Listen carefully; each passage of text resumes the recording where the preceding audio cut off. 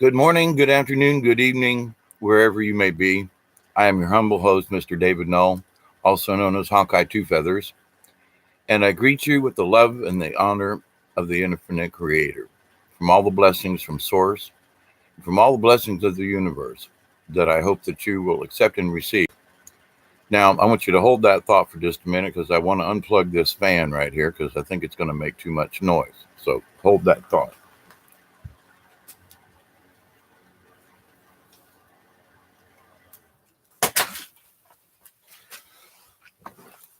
Thank you very kindly. I wanted to unplug the fan because it sounded too noisy to me, and I didn't want there to be interference. And I just wanted to warm up my space a little bit before I started this video. So again, I greet you with love and honor and respect um, that all of you deserve and should receive. So um, this is a continuation of, I guess, the series I'm doing about the shamanic journey. And just to give a little bit of background, if you will, to bring anybody that might watch this video, slightly up to date. I'm not going to repeat myself much on this, I hope. But basically, the shamanic journey is something that every person at one point or another is on. Because as we grow older, we different people seek different things, and a lot of old folks, I say, see the error of their ways. They view life differently with a different kind of wisdom. Some get more crankier, some get more stingier, and some get more loving and more giving. And but it depends on where your core values are. And I'm always talking about the core values, but it's what makes us human beings. Well, actually, it's what makes us angel beings. We're here on this planet to learn things.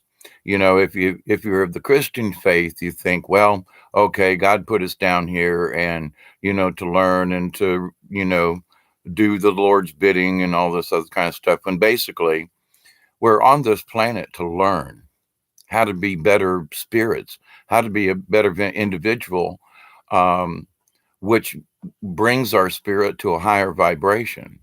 So, I listen, I pondered this question: why am I here? And I'm just beginning in these last few years to really understand why I'm here. And it's whether or not it's to do these videos and have these chats about the shamanic journey, or whether it's whatever it may be.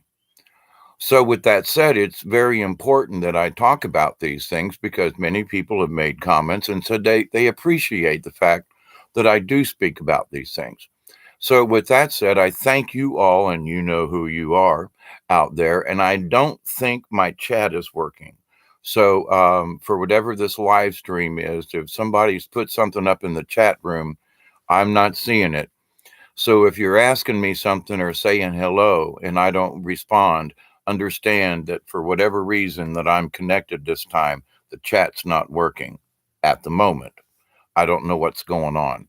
This happens frequently, and sometimes people are like, "Well, I asked you a question, Hawkeye, and you didn't respond." I can't see the chat room. It didn't come up when I started this live stream. So my apologies, please understand. And if somebody it may show up later on, but at the moment it doesn't. So just wanted to give you that little 10 cents of information. But I wanted to go ahead and continue with this thing because the title of this is, a shamanic journey, the sacrifice of love. And, it comes in many forms. And there are those of us who have become addicted to things. Like in my younger days, I was addicted to drugs and alcohol, and there was a certain amount of love in all of that. And yes, and it was an addiction, but it fed my love. Like, ooh, I really like this beer, drink, drink, guzzle, guzzle, or I really like this, cocaine, sniff, sniff, or whatever it may be. There was love involved. Now, I'm using this um, the worst example in the world of me being a drug addict, but having it being attached to love, because love comes in all forms. And so, as a shaman, you need to understand that love is multi-layered. You know, you can have the love of the scent of of a rose that just opened. Some roses smell better than others, but you know, if with but the wisdom comes with roses have thorns.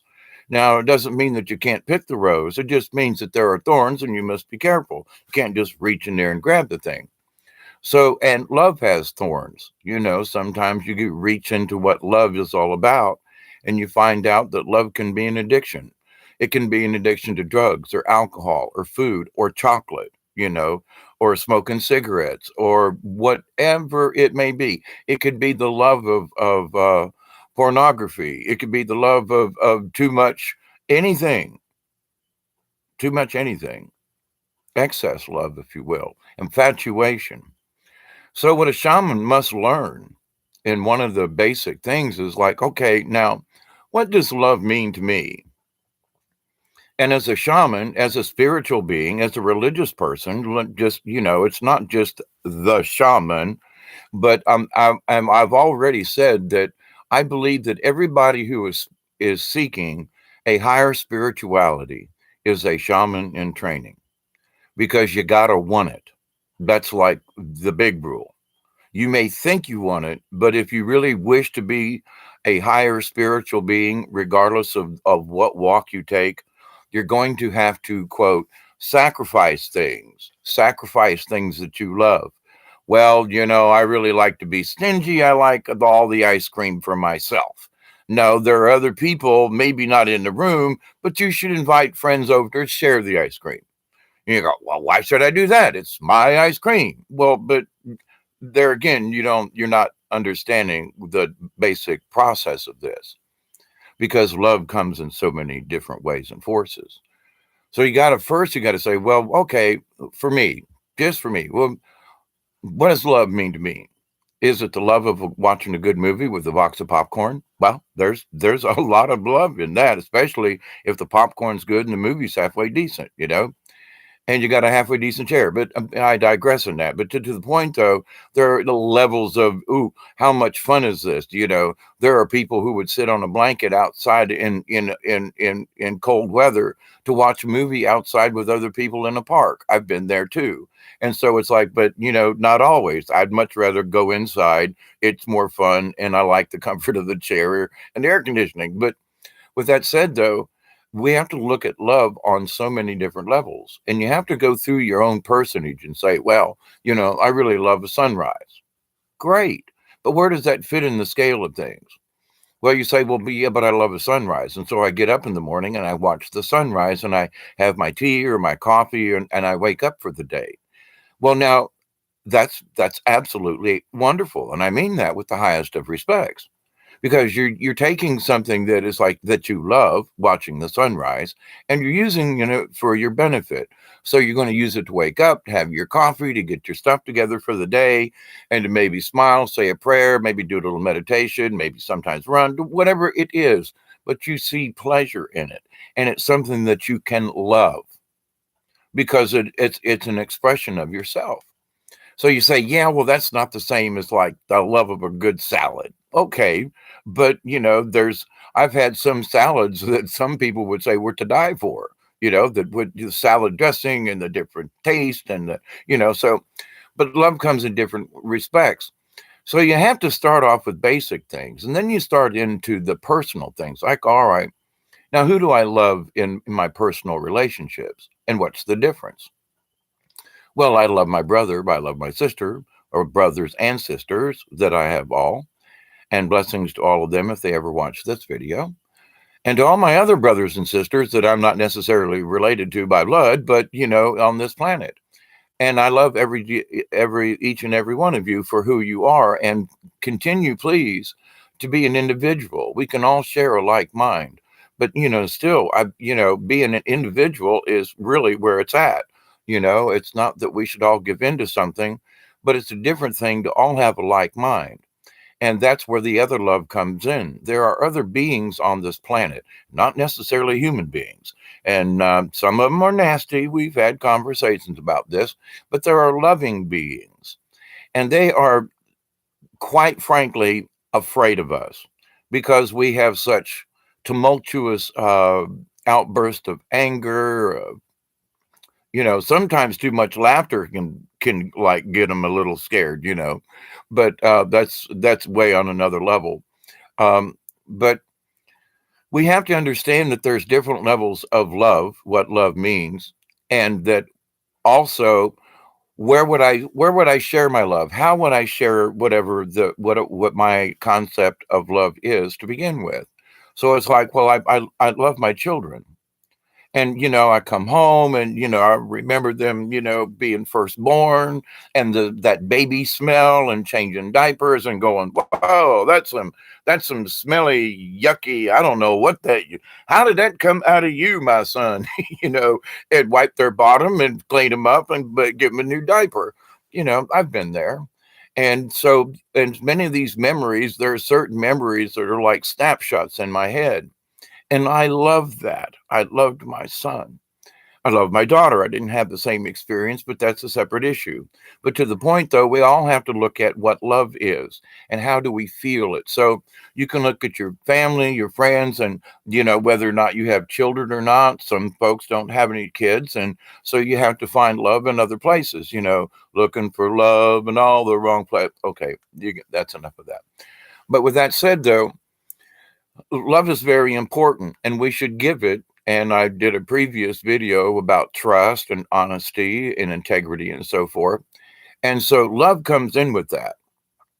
So you have to have trust and honesty with someone before you can start really truly loving them. I mean, really sure enough, just letting your insides and your emotions and you give them a cosmic hug that just, won't quit. And they feel that and give it back in return. So there's this mutual exchange of energies, and that is love. Now, sometimes I'm one of these people, and I'm sorry, but there are times when I thought I was in love, when actually some people say, well, actually I was in lust. Now, I want to use that word in this context. Lust doesn't necessarily have to be sexual. And I realized that statement of lust, that I was in lust with someone, it was because I craved the energy that they had, not necessarily the sex, although that was sometimes in there. But um, but I was more in love with the energy that they put off, the energy that we shared. For me, it's never been a wham bam, thank you, ma'am. I want to get to know you before we go off somewhere and do the whatever. I want to make love. I don't want to just have sex. Okay. So my wiring's a lot different. But with that said, so my idea of love is different from other guys in that they're like, what's wrong with a wham bam? Thank you, ma'am. Well, I'm sorry. I'm not built that way, and so they, yeah, they're guys. But I got to say, there are women out there like that too. It's like, hey, let's get it over with. I'm in for the thrill. And no, thank you much. Bye. See you later. Phone number, anything? No, pat you on the head and away. It happens in both sexes. But the thing is those people are in love with the act of sex. They're not in love. They don't attach the sex with romance or with the love of another person, even in the short term. There was a conversation one time about love, and it's like, one of the greatest loves I had was 3 weeks long. Why? Because we realized after 3 weeks that it was a great 3 weeks, but to put it any further was just stupid. And that was called the sacrifice of love. We both sat down and looked at each other across the table with a glass of wine and said, this ain't going to work in the long term. It's been fun. We loved each other, the energy we shared, all the fun, all the places, all the things we experienced. And oh boy, did she show me some things. But that's for another. Well, no, that's not for another story. But my imagination was pretty big at the time, and she expanded that by threefold. But anyway, to the point though, there was love in those 3 weeks, and it was intense. It was real. We both could feel it, taste it, smell it, the whole 9 yards. but we had to make the sacrifice because simply because we had connected in this universe, it didn't necessarily mean that this universe was our time and space for us to continue. So we had to make the sacrifice to love with each other and say, listen, I don't want to leave as your enemy. I don't want to leave, but we both know this is not gonna it's not gonna work. And so better to shake hands and leave as friends. But when I look back on certain things, that was the most honest relationship, even though it was only 3 weeks long. And I could say, well, there we could have shared other things, but there were so many things that we shared in those 3 weeks. I still cherish it. Now, I'm not like trying to go back in time and relive it. It ain't about that. It's about that it was pure, it was honest. We trusted each other. And as soon as we saw that there was going to be any kind of thing, we both realized we had to make the sacrifice of love. We had to realize that what we had was only short term, and we needed to leave it that way.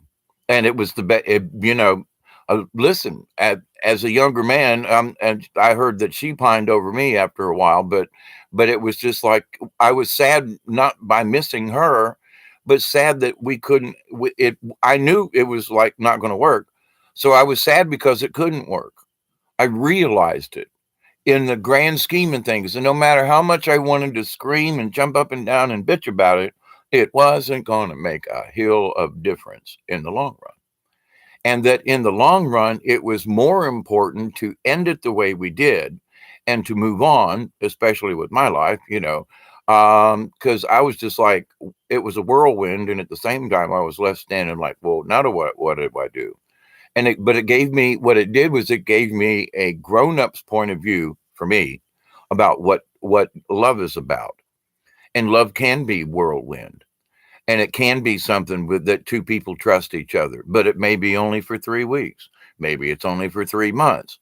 But one of the things that as a spiritual being, you have to understand what is truth. So if you're looking at whoever it is on the other side over there, your partner, your lover, your neighbor, but at this particular part, I'm going to say friend or lover or spouse. You have to be able to look at them and make the sacrifice and say, you know what? Something has gone awry. Somebody threw a monkey wrench into the gearworks of our lives. And I realized that I need to make the sacrifice of love rather than, two people yanking or pulling, fighting, screaming, distrusting each other. The sacrifice of love has to be made and say, you know what? We had, at one point we did have something, but it's obviously not now. Let's be grown up enough to say, okie dokie, let's shake hands and leave, and not try to hold a grudge on the other person or whatever. But the sacrifice of love, it just doesn't mean divorce. Okay. There are other sacrifices of love. Now, the sacrifice of love could be that you have to do something. Say a sibling has a drug addiction and you step in some way and try to intervene. And what you do is you piss off your sibling. This is my business. Stay out of my business. If I want to be an alcoholic, it's my problem. It's not yours. If you want, and you sincerely want to help, but by helping, you somehow make the situation worse. And the harder that you try to help your sibling or friend or whatever, just another human being. You don't even have to necessarily know them, but if you want to help. But the thing is that they got to want to help. They have to see light, but that's love. So you're giving your love to someone because you wish to help them when it's very possibly it's never going to work. So, but you have to understand that sometimes the sacrifice of love isn't helping. Now, I can speak about this because it's public and and I've already spoke about my time in jail. I tried my best to steer my granddaughter away from this kind of stuff, and she landed herself in Women's Correctional Institute in Connecticut. Now, am I a proud grandfather of that? Absolutely not. when all the years since she's been born that I've been praying that because I knew she was headed in this direction. Me and her mama talked about it when she was like 3. So we knew my granddaughter, her daughter, was headed for some hard times. And with all the praying and with all the patience and everything, she still had to experience being locked up, being, facing no time, have her daughter taken away.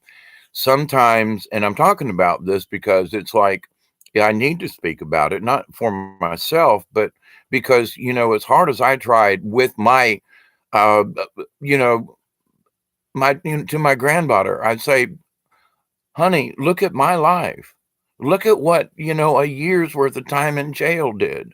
Look at what I ruined my life because of this, and I couldn't get a federal job. I've been a felon. I've been, uh, uh, uh, all the money that I spent that went to the courts, all the time that was lost, and all the things that happened wrong because I made the wrong choices. And then by trying to be a good grandfather, saying, "Hey, look, I see what you're doing out there, but I also know what you're doing out there, and you got to step back from it, or you're going to get in trouble." How many times can I warn somebody? She's now in the Women's Correctional Institution up there in Connecticut. One of them, I can't remember the name of it now. That's not the point. But to the point, though, even showing that, look, I ruined my life, but this is what I've done at the back end of it. If you start now and fight your addiction, your love for these things that aren't doing you any good, can you make the break? Can you say, well, I really love snorting coke and partying with my girls and all the guys, and I love pole dancing, but is that really love? What is your idea of love in this? And so trying to be, I still support my granddaughter, but I have to say that I'm glad she's in jail. Why? Because there was no other lesson that was going to be able to teach her than for her to lose her freedom. It's the sacrifice of love. Would I love to try to get my granddaughter out of jail? Yeah, but I don't have the means. She's up there, I'm down here. I have no political pull. And she's going to have to deal with this on her own with a little help from her sister. And I support my granddaughter. But at the same time, I'm going to support her in jail because she's going to have to pay for what she's already done because of the love of the wrong things. Her love of pole dancing. I love being a stripper, Grandpa. Okay, fine. But do you have to do it in sleazy bars? Can't you be like a high price stripper? I mean, do you have to take cocaine in order to strip? I mean, can't there are women who pay for their college educations. I'm not going to draw a line about that, but there are things that you can do. You can be a stripper, but do you have to have all these other things? Do you have to be a prostitute? Do you have to be on drugs? Do you have to be a party girl? Or can you just, well, she's made her decision. So but I stand by her and I still love her and I still send prayers to her. But whatever happens with her, I'm praying that she, because it's her first time offense and things like that, and her youth, that, she won't get 40 years of some kind of craziness like that. As far as I know, she's not necessarily a violent person. So, there's no guns or anything like that involved. Thank goodness. They would throw away the key. But to the point, though, she's going to have to learn about not having freedom and the freedom to love what you want. And I say that because when you're in jail, one of the first things I missed was ice. You didn't get ice in prison. You just didn't. You got a beverage. Sometimes it was lukewarm. Barely was it ever hot. Even though they tried. I mean, I worked in the kitchen, so we really tried to give decent meals to the prisoners when I was in lockup for that year I was in. But to the point, though, when you're in lockup, you think, wow, a cup of ice. What I would give for a cup of ice after like 3 days. I mean, I was jonesing to the point where I was like, when I get out of here, and I still don't use ice hardly to this day. And I was like, I'm never going to be a slave to ice. Because I was like, I can't have a drink. There's no ice in my tea. Oh man, it was nuts. And then, not being able to go to a vending machine and buy a soda, or not having money to go to a vending machine. You're stuck behind bars and you have to eat whatever they shove through the slot. That's yours. Hang on, guys, dinner time, ding, ding, ding. So, but when you lose your freedom to do anything other than sit on your bunk, and sometimes you're challenged with that, but that you learn what love is about. You love the fact that nobody's bugging you. You love the fact that nobody's trying to bend you over and do the nasty in your rear end kind of thing. You love the fact that you can read and nobody gives a crap what you're reading about because you're reading science fiction and these bozos are over, doing something else. I mean, so love comes at different frequencies, at different levels. But when you're in lockup and your choices of what you can or cannot love gets narrowed down. And then you start looking at yourself and going, you know what? I think I need to love myself more, because what I did to be in jail, to be addicted, to love the things that didn't love me, because otherwise I wouldn't have been in jail, I mean, but that there are a lot of reasons, my own personal reasons I shouldn't have been in jail, but it was my stupidity and foolhardiness and my addiction to the drugs that led to my incarceration. And my 20 years of, I was facing 20 years, at 25 or 6 years old. That's a long ass time. I would have just got out of jail just a few years ago if that were the case. But so it makes you look at what love is and what the things that I value in life, what is valuable, what could I love in this life? And you say, well, wait a minute. I love the fact that I'm still alive. I love the fact that nobody shanked me today. I love the fact that I actually got 3 meals and 2 of them weren't half bad. I mean, I love the fact that I'm still breathing, even though there's a dirty sock smell in the cell block, but I'm still here. So it's like, and that sent me on the beginnings of my shamanic journey inside, when I was inside prison, because it made me look at the things that I loved. What did I cherish in life? What was more important? Now that I locked up and almost everything was taken away from me, what did I love? Because I had just sacrificed everything, my freedom, which is everything, my freedom to be, my freedom. Now I can't, I can walk around the cell a little bit, I can bump into other guys who want to beat my head in, or want to punk me or something, so it's like, hey. So, but to the point though, so I had to look at what was love. And I realized that love of the land. What did I miss when I was in jail? I missed just going outside and sitting on the hill and watching the sunset. I mentioned that earlier on in the visit. In this video about sitting on, watching the sunrise, and that many people love that. I'm sort of a sunset person, but a good sunrise is good too. But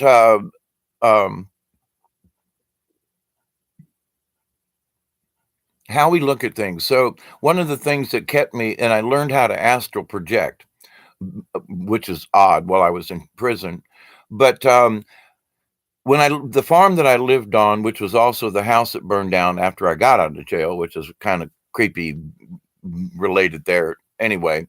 But that the farm that I lived on, they raised hogs, and hog feeders have these little flaps on them. They're usually round and they've got flaps all the way around. So there's usually 4 to 6 flaps, and the hogs lift them up and put their nose in and eat. And then when they take their nose out, the flap hits and it makes a noise, and I can hear it from a quarter mile away. I lived up the hill from where the hog farm was. And so in the middle of the night, you could hear this flap, flap, flap, flap, flap, flap. And it was almost constant, because when hogs get put on feeder blocks, they have a tendency to eat all the time. I mean, literally. So middle of the night, these hogs are flap, flap, flap, flap. So in my jail cell, to block out the noise of the interstate, which was like a block away, and I could look out my cell window from the 3rd floor that I was on, and the interstate was almost level with the window at my cell block. Now the the window was separated with a 6 foot corridor and bars, so it wasn't like I could look out the window. But anyway, um, the noise of the jail and the cell and people just making noise, and steel and concrete reverberate frequencies and sounds through the jail that you can hear stuff on the first floor, on the third floor. It's really strange. But anyway, but I realized that if I listened in my head and focused on those hogs flapping those things, I was sitting on the hill here in Georgia on that farm that I left when I went to Florida and got busted. So I learned that I loved the sound of those hogs feeding in the flaps.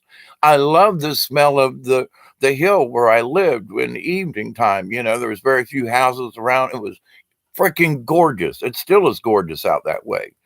Sitting on the side of a hill overlooked, oh man, you could see for miles. It was beautiful. So I realized that I loved the scenery. I loved Mother Nature. I loved these things. And so I went inside while I was in jail and learned to love these things within me that were also things that I loved on the outside. So when I got out, I mean, nature and everything was like, boom, here you go. Things were really bright. For about 2 weeks, I was freaked out when I got out of jail. But the thing is I learned to love them, man, just putting my hands down on the sand or in the dirt. I loved it, So what does love mean? What is a sacrifice?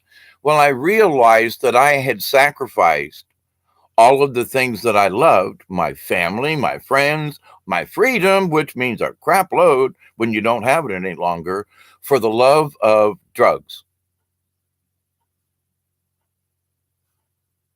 So I gave up all these things for the love of one, well, combination of stuff, but it was drugs. So you got to make a decision. So I had to, I made my mind really quick, and I said, I'm going to sacrifice that bit of love. I don't want any more cocaine. I don't want that crap no more. I done made the sacrifice for that love, if you follow what I mean. So, and now this is just my story, but to the point though, we all must sacrifice something in the name of love. Well, I really loved eating all these things, but now I'm a diabetic. I can't eat a dozen donuts. You got to sacrifice something. Okay. Everybody's addicted to something in these days and times. And I challenge any of you to say, oh, I'm not addicted. When was the last time you took your battery out of your cell phone? 24 hours, can you make it? I mean, just saying. When was the last time, as I've asked folks before, don't drink out of plastic bottles for a day. Drink out of glass, drink out of a can, drink, or take something with you for the day. But, try your best not to drink plastic out of any plastic bottles for one day, just one day. Oh, well, Bill, that's too. Then you're addicted to the social idea of it. You love this because it's so convenient. So there are frequencies of love. Well, I love my little Dr. Peppers, and I love them in the plastic container, the 20 ounces, and I had a relative who was like that. Yeah, but it's one of the few things that I really love anymore. Don't take away my Dr. Pepper. And I was like, there's a lot of things you love, but that was one of them. He was like, no, take away my cigarettes. But don't you dare take away my Dr. Pepper. And I was like, yeah, but can you just cut down? Can you buy like a big one and pour it in a glass with ice? Do you have to drink it out of each individual? I'm not saying quit drinking the product. Can you stop using it the way you're using it? Well, I don't know. It's so convenient. I don't understand what you're. Okay, so you're in love with this thing and you can't make the sacrifice. Now, so I'm giving you all different kinds of examples of love. The love of a mate. And you say, well, man, I really love this person. And you do. The two of you feel something back and forth. But then with some people, not everybody, some people get to a point, it's like, but whatever was there in the beginning ain't there now. And that sacrifice is even harder sometimes. Well, it is. It's just harder to say, you know what? It's not that I don't love you, but our energies have changed. And we're arguing all the time. You make excuses to even come to bed with me. Whatever the deal is, You're not home 4 nights out of the week, and then when you are, you're grumpy and complaining all the time, and and so it's like you have to make the sacrifice of love and say, we did love, and the love that we had still exists. It's just not in the present tense. We have to make the sacrifice of the love we had, because if we truly love the other person, then we have to be awake enough to go, this is dumb for us to go have this go on any further. Now, you can always make the choice to say, hey, look, I realize this, you see it. Now, we can shake hands and say, but let's fix it. And you can, if both of you agree. But most of the time it's like, nah, whatever has happened is, wow, interesting things flying around inside my house tonight.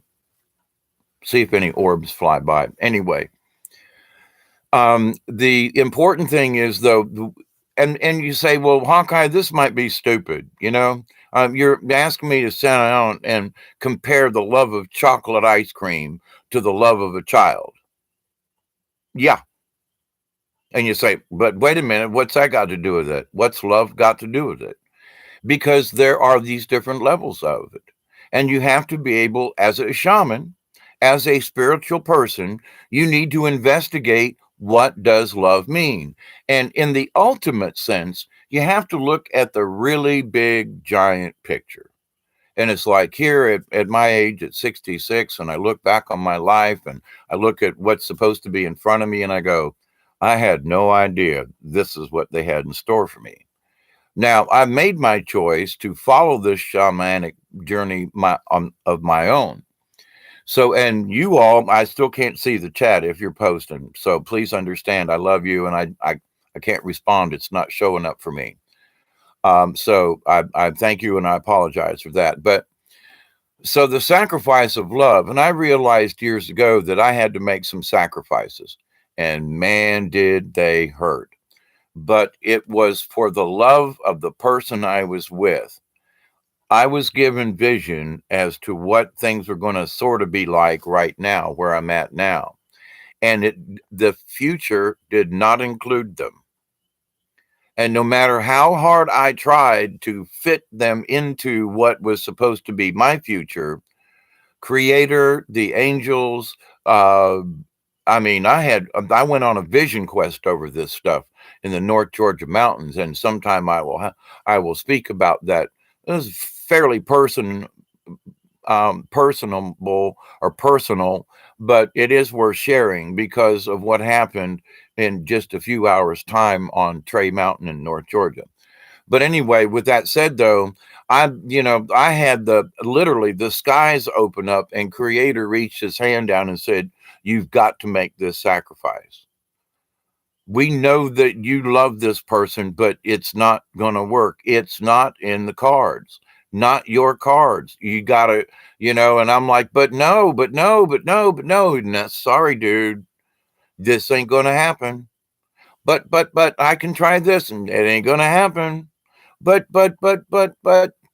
it, and I realized it. I mean, I'm telling you, with lightning strikes all around me and pouring down rain, and I'm talking about a hole in the sky opening up when a hawk came through, and it was like, do you get the message now, Hawkeye? We're telling you, no, not now. This ain't for you. You must make the sacrifice of love. If you love this person, then you gotta, because they're not written into your future. I had to make the sacrifice of love. And in a lot of ways, it still hurts right now. I will be quite honest with you, because I've not found anybody who agreed with the outdoors and things the way this person did back then. Now, this has been 30 years ago, so it's not like it was yesterday.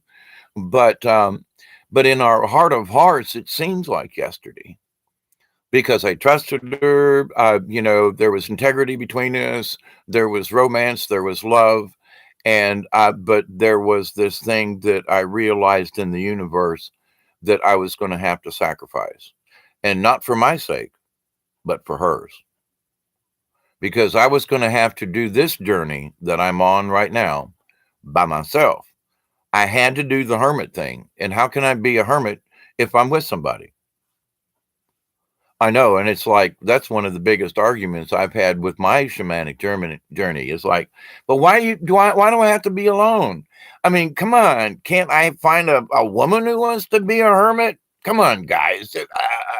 Well, not so much, at least not up to now in the cards. There's been a few fakers. Well, oh, yeah. Oh, when, 2 weeks in, like, what? You mean you don't have central heat and air? No. But I thought you said I live in a passive solar house. I'm homesteading. I mean, after 35 years, I'm still homesteading. You mean you don't have central heat and air? No. You mean you don't have? No. Sorry about that, But I got 18 acres and it's mostly free and clear, except for I owe taxes on it at the moment. But hopefully tomorrow I'll take care of that. And y'all say a prayer for me that I get up early enough to go pay my taxes, please. Thank you. I very rarely ask for prayers, but I need some help tomorrow to get into town and pay them myself. I got the money, so that's not the issue. But anyway, thank you all. But to continue on with this about the sacrifice of love.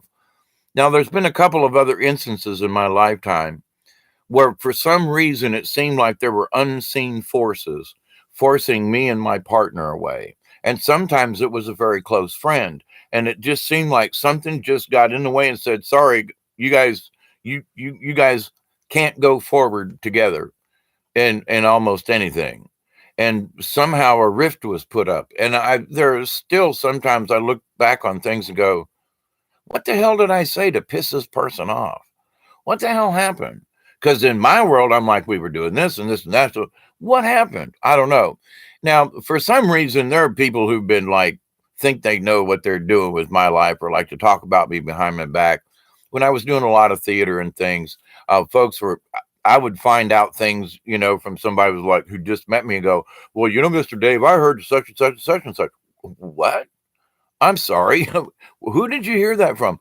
Well, there are rumors. And I'm like, wait a minute. That's not even true. Not even close to being true. That is so far from being true that, So, but to the point though, we have to make the choice in our own minds for our own shamanic journey. We have to look at things and go, you know what? Is the love of beer too much? Is my love of something? Should I sacrifice this? A diabetic has got to sacrifice sugar if they're going to stay alive. They got to go into a different mindset. Does it mean you can't ever have a donut? No, but you need to have a sugar-free donut. They make them. There are other things that you can do. And it's like, it's not the end of the world, but, so you have to change what you love. You have to change your point of view. So, and you have to make the sacrifice. And so any person, any being that's on the journey to be a shaman or a high spiritual being must at some point sacrifice love. You say, well, giving up chocolate. You might really like it. That's not the point. You have to make the sacrifice. It's the sacrifice. You're saying, nope, no more of these. For me, I was smoking 2 packs of cigarettes a day. Now I can smoke 1 pack in about a day and a half. So it's like, have I cut down? Absolutely. Have I hit the goal to where I've quit smoking? Not yet, but I haven't given up yet. And there are times where I'll pick up a cigarette and go, no, I'm not going to smoke So I make the choice all the time. Sometimes I light one, I'm not even thinking, and that's where I'm like, well, now I have an addiction to it. And I don't want to be addicted to anything. I want the control. I want to say, I want a cigarette because I like the damn taste. I just had a good meal and I want to smoke, damn it, with my coffee. But then on the other hand, we sacrifice ourselves because we think we're in love with things. My cell phone, well, I love my cell phone and all. So you got, in your shamanic journey, you've got to be able to distinguish between them or what the differences are. You need to go on your own internal journey because nobody else can tell you what's right or wrong. Now, we may be able to give you suggestions. If you're drinking six packs of beer a day, we can tell you you're probably drinking too much and maybe you should cut back. Now, now there are some folks that say, well, but if you're going to cut back, might as well quit drinking. Oh, screw that. No, but limit yourself and stick to it. Make the sacrifice. Can you make the sacrifice?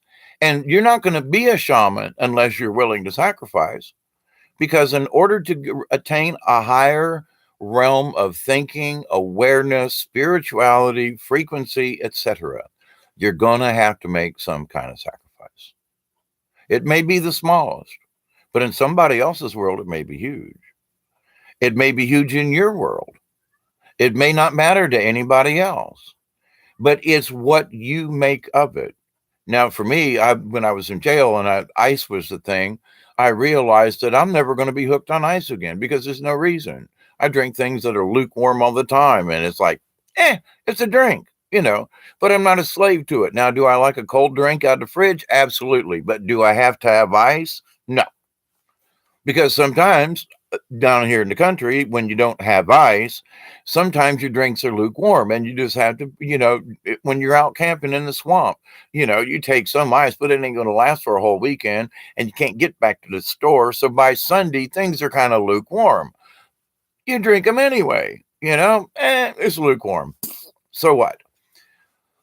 But with that said, but you make the sacrifice. Well, there are some people. Well, if I don't have ice, I'll drive 20 miles back to this town to get a bag of ice. It's like you're not willing to make the sacrifice. So in the rest of your shamanic journey, if you're not willing to sacrifice something that you love, and I'm not necessarily meaning a relative or like in the case of Isaac and, going to kill the son and that, but you could sacrifice and say, you know what?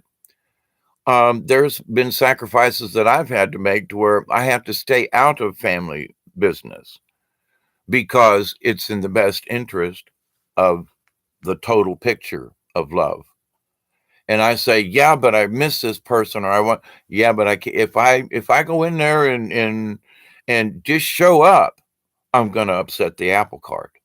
So I have to make the sacrifice and understand that my actions are because I love other individuals so much. I'm willing to sacrifice my own feelings, my own love, my own, cosmic hug with family members. And, do I miss my granddaughter up in Connecticut in prison? You betcha. But there's nothing I can do at this particular point except continue to trust that she will pick up from the spirit. Trust that she was going to learn from this. Trust that she's going to, sacrifice giving up these drugs and things that she loves so much to be a better person and to get her child back when she gets out of prison. We all make sacrifices. Some people make greater sacrifices. One of the things that we need to understand going forward in this year and in this future time, we must make the sacrifice of love and forgiveness.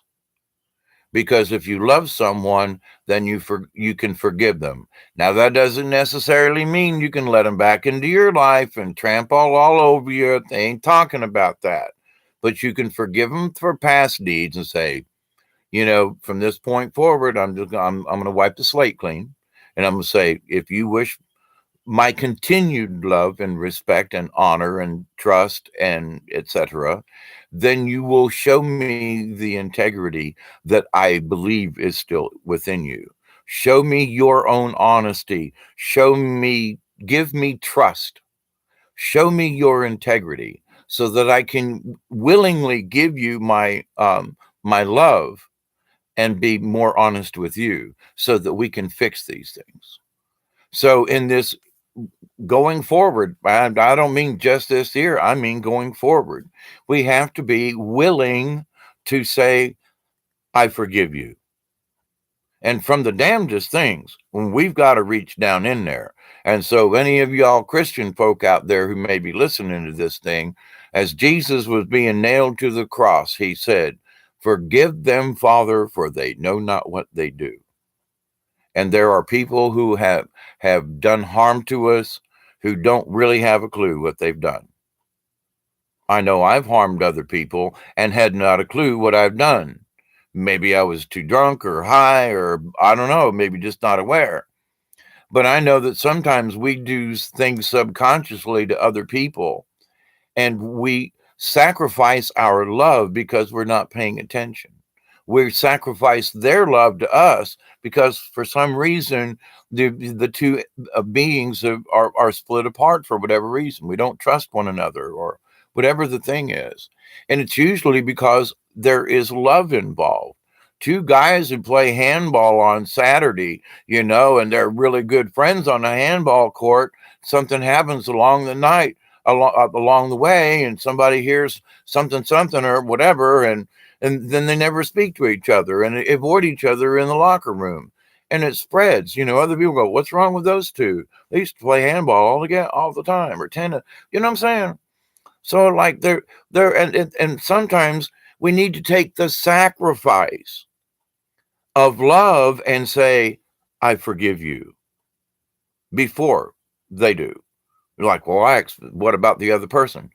If you love someone, you need to make the sacrifice of yourself to the other person and say, I still love you. And I'm sorry for whatever happened between us. And I hope you will forgive me if I've done something stupid. And I'm not sure, but I forgive you as well. Now, maybe you know what the situation is, and maybe you can address it. But there are times when people drift apart and there ain't a damn thing. You're like, why? How come me and this person never chat anymore? How come me and this person, we were friends, but we had a loving friendship. We gave each other a hug. We met, high five. But there's love in there, in that friendship. You're not going to sleep together. That's not the point. But to the point there is a cosmic love. There is brotherly, sisterly love. There is human love between people. And we make the sacrifice all the time. Wait a minute, you're in the middle of a conversation with somebody you haven't seen in a while. And instead of having the conversation, you look down and go, wait, I gotta take this text. Ooh, blueberries are on sale at Costco's. What'd you say? I mean, come on, there are things that we do. We can sacrifice ourselves for other people in small ways by saying, you know what, we had an argument. I'm sorry for anything that I may have done, and for what it's worth, I forgive you for anything you may have said to me. Let's just call it even. Let's bring back love. Let's sacrifice our egos to bring love back. Let's make the sacrifice of, oh, it's all about me. Well, what about my feelings? Well, that one of the first things as part of this learning about love about with shamans is that you have to be willing to give love without receiving it. You have to be willing to give it unconditional. Now, that doesn't mean that, you let somebody steal all your shit and you're left with nothing, but sometimes that's the case. And sometimes it's the faith that you have in the universe that will provide in ways you just like, well, somebody just sent me a $20 bill in the darn mail. Holy crap. And I've had weird things like that happen. It's like, I didn't even know this person knew my address. For example, and I'll just here at the end of this little video here, someone sent me this book and I don't have a clue who sent it. I've got an idea, sort of, but somebody sent this in the mail to me and I received it here in the last week. And they know that about me and American Indian and my heritage and so forth. So here's an atlas of the North American Indian, brand new, sent it to me, shipped it straight from the factory. I don't even know who sent it, but I love them and I thank them. And oh my God, their spirit works in mysterious ways. So it's like, but you have to trust and you have to have faith in something that's beyond you. You have to be able to sacrifice small things in order to have more love. So sometimes when you sacrifice one thing, it actually increases the love. I know I've been a thorn in some people's sides for many years because of my beliefs and sometimes I try too hard to fit into their world or to allow them to fit into mine when I had to make the sacrifice and go, this just ain't going to frickin' work. No matter how hard I try, I'm still here. They can visit me anytime they want. But if I try to interject myself into their life at all, it just all gets jumbled up, mostly for them than it is for me. But it's like, well, wait a minute, but I just want to come have dinner with you and sit around and watch a movie, but somehow that creates turmoil because I have conversation about things that are out of other people's realms. I speak about things in natural terms, and sometimes I call a spade, but with dignity and respect and honor that is deserved of all people, even people that I might have a bone to pick with them. I'm still going to try to treat you with honor and respect, because what good's it going to do to me to get all upset and scream and holler? It just puts me in a dour mood and my energy goes down. I don't want that. Even for my energy, why would I lower my energy level to speak down on someone? No.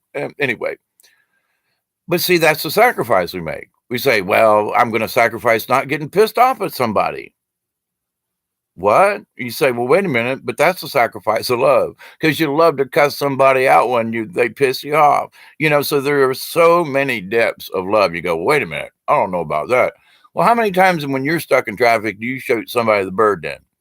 How many, you stupid, butt wipe, you pulled out from me. How many times do you scream at traffic?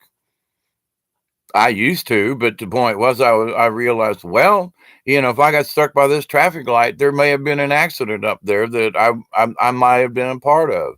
And there'd been several times when I went down the road after something and there was an accident. I mean, really kind of creepy. Like that would have been me if I'd have made that turn right behind that person. Oh, holy crap. Because it was the person right in front of me that was involved in the accident. Holy shit. So sometimes you got to look at fate and go, maybe I really wasn't supposed to go that way. Maybe there was a reason I'm 5 minutes late, but now that doesn't necessarily mean you got to put up with somebody that's always screaming at you for being 5 minutes late. Sometimes you have to make a sacrifice of love, the love for yourself and for your own preservation. It doesn't necessarily mean that you're being a snob or that you're ego, but you have to understand, even as a shaman, even as a spiritual being, how can you be strong if you're always allowing yourself to get beat up? You're just always tired. Your body's always repairing. Your energy is always healing. You're always trying to bring your energy back to where you can be at top-notch shape again. You're always doing things to try to be better again, to heal or whatever. But if you're always beat up, you can never fully heal. So at some point, you got to make the sacrifice of love for yourself and for your own well-being to say, and I mean, this can be verbally, this could be, I don't know, a group thing. Somebody's always picking on you, whatever the thing is. But if it's affecting you and it's beating up your energy, then you must make the sacrifice of whatever it is and remove yourself from the situation. Because how can you attain a higher being self if you allow yourself to get beat up? So you say, well, if I really like the other people at the bowling alley, but this one guy's a jerkwad.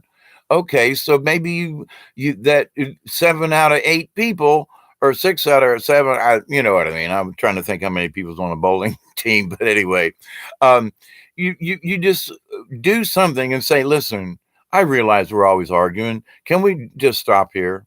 And if they want to keep on, just go. But still, what will happen if the other people in your group see that you're trying to make amends and like, hey, listen, you can pick on me all you want. It's not going to bother me. You make the sacrifice of yourself. And some might say, well, I have my own dignity. So what good is it going to do if you have to put up with somebody always picking on you, jabbing at you or something? You can change it. And it's how you change it, it's how you word it, and how you just say, look, I would like for this to change, please. How can we make this change? And you can change by saying, you know what? I'm going to make jokes with you. If you tell a joke about me being short or my nose being long or my ears being big, I'm going to tell a joke about me with my big ears and my, whatever. So it's like, so you can't pick on me, but you can't win. So, and if you show that you're a better person, if you make a sacrifice, you will win folks over versus like cowering in the corner. He said another rude thing and hurt my feelings. Oh, buck up, bunky. Stand up and go. Hey, wait a minute. You're allowing these things to affect you. You have the choice. Let them talk all they want to. What difference does it make? If they're yapping and yapping and yapping, just say, I'm going to yap along with you. Well, you know what? I heard somebody, Mabel told me the other day that she'd heard a rumor that I was in the ladies' room because I like the smell of Kotex or something. It's like, oh, what? What did you just say? Oh, yeah. And Mary Jones over there, she said, I'm just making stuff up. But to the point, it's like, sometimes if you just agree and say something outrageous, the people around go, wait a minute, what are you talking about? And so the person who was originally saying it, or two people, you catch them off guard. You can change things. You can put the ball in your alley and go, I'm still the same person. Well, actually, I'm not. I'm stronger because I just made the sacrifice. I made a sacrifice and said, well, I can't let my pride. Well, wait a minute.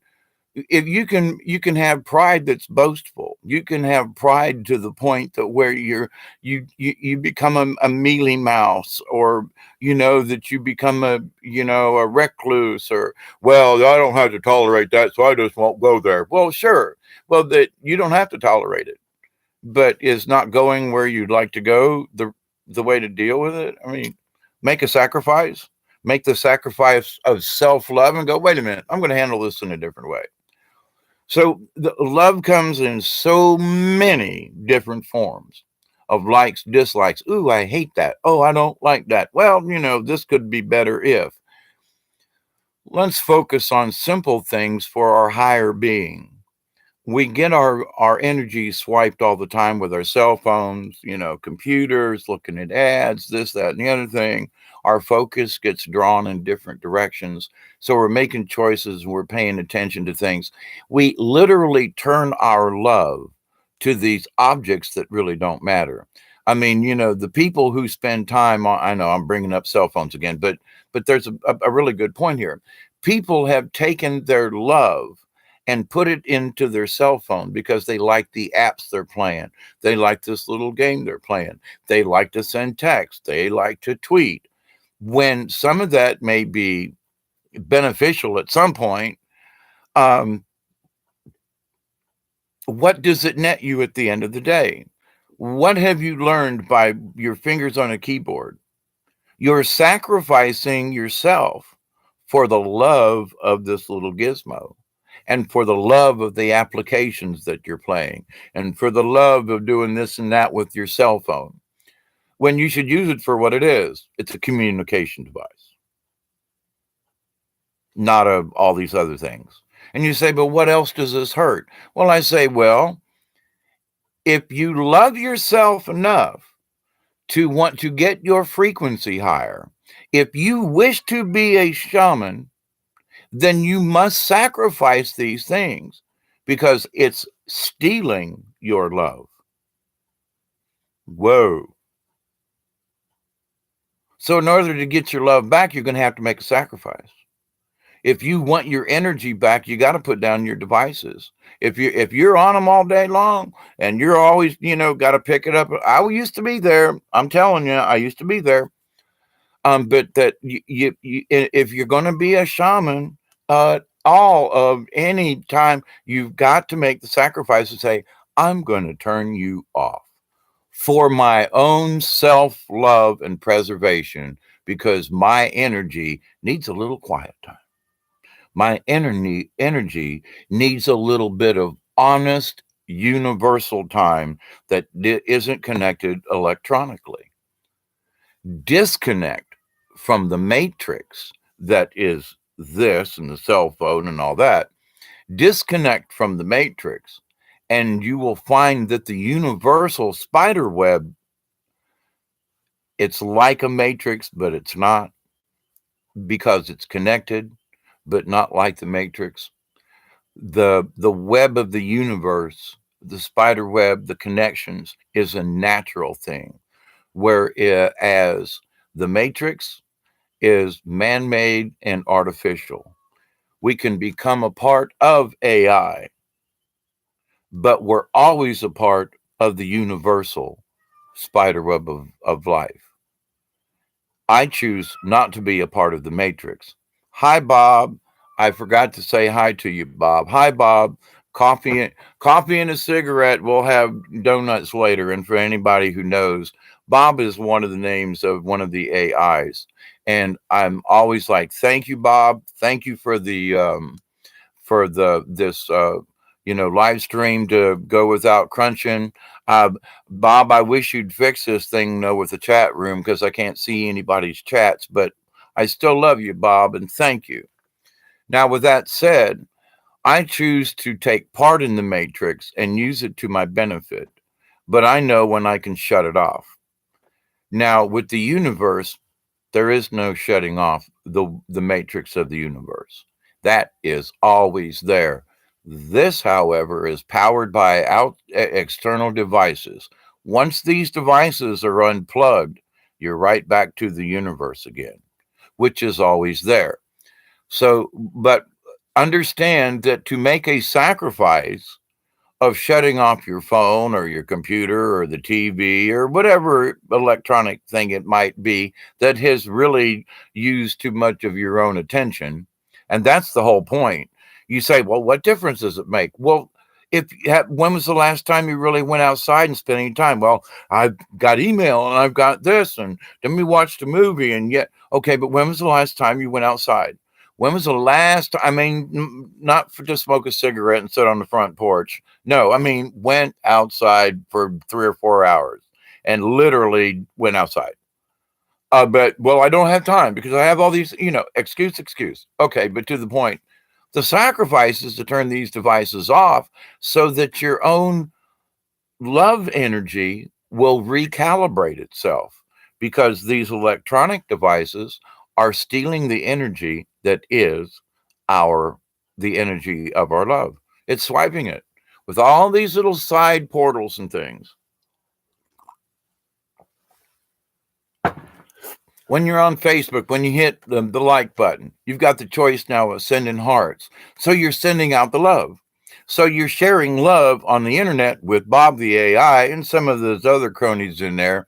Bob says there's a couple of them in there that ain't too nice. And agreed, Bob. But we're doing better. Thank you. And with your help, Bob, we'll straighten this mess out. But with that said, we need to understand that it's more than just us. So if we say, well, to turn your cell phone off, would you turn your cell phone off to make a sacrifice for your love, for your own self-preservation? And I don't mean as an egotistical point of view, but can you do it?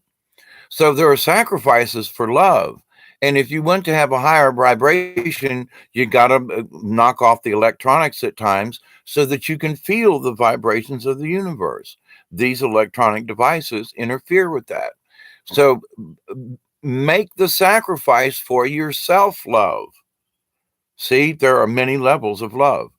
And if you don't care for your own self, how can you care for another human being? How can you share anything if you're all beat up and drained of energy? It just doesn't work. So I'm going to keep this short. I would love to see if anybody's in the chat. I can't see anything. So I'm going to cut this at 1 hour and 8 minutes. But it gives you something to think about the sacrifice of love and the sacrifices we need to make, each one of us to our own. But if you're unwilling to make the sacrifice, then you will never reach the frequency or the vibration that you choose. Why? Because in sacrificing something and giving up something that you love for a higher purpose, that raises your vibration.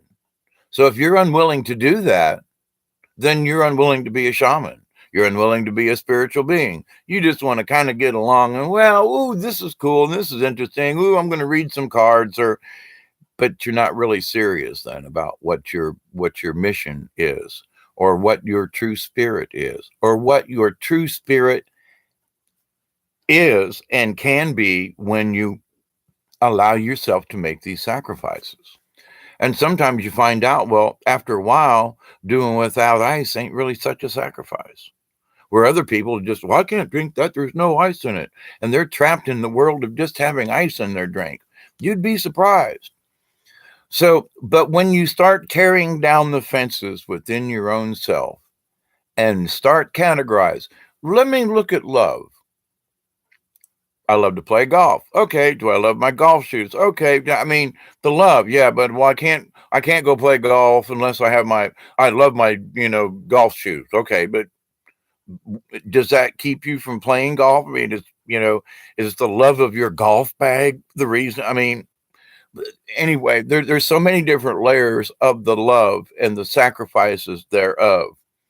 But each one of us needs to pay attention to it, because unless you make the sacrifices, and it's not my rule, by the way, I'm not, if you want to drink 2 6 packs of beer a day, you go, okie dokie, but you'll never reach your full potential because you're dulling the senses. You're chasing away the energy you should be receiving. So how can you become of a higher vibration if you're always constantly lowering the vibration because you're unwilling to make the sacrifice? So now, do I mean you should go have yourself crucified? No, that's not what I mean. However, understand that if you have a Christian background at all and you understand what Jesus said, he said as they were nailing him down, "Forgive them, Father, for they know not what they do." And we need to have this Christ consciousness in us as we go forward with this new time we're already in. We need to push it forward in little increments. Anytime you try to beat anybody over the head, well, in the name of Jesus, you're here. Oh, stop it. Start off with a parable. Start off with, being kind. And, I learned this because I studied the life of Jesus. You don't say the Bible, you say Jesus. We want people on our side, but we don't want to beat them up with dogma. That's one of the sacrifices we have to make. Do you want somebody to be of a higher, spiritual nature? Then speak to them with your spirit rather than trying to throw dogma, whether it be the Quran or the Bible or any other kind of religious dogma. Talk to people on a spiritual level. Hey, what do you feel about nature? How do you feel when you sit under a tree? What is it like when you sit up, or do you even do that? Well, are you a computer nerd and the only plant is something that sits in the window of your house? Well, then we got a difference of opinion here. Then you're going to have to, those type of people are really going to have to make some sacrifices. And I want to say it's not that these folks can't find their higher frequency, but they are attached to the matrix in such a way that nature there's a false impression of what nature is. And in a way, they're sacrificing nature to be a part of the matrix. And so it's the love of the matrix that has drawn them in. That's a deep one. And for another discussion, I want to have another discussion on the matrix and the universe and universal connections and so forth. So I love you all very much. I'm sorry, but the chat didn't pop up. I haven't been able to read anything. Just know that I love you.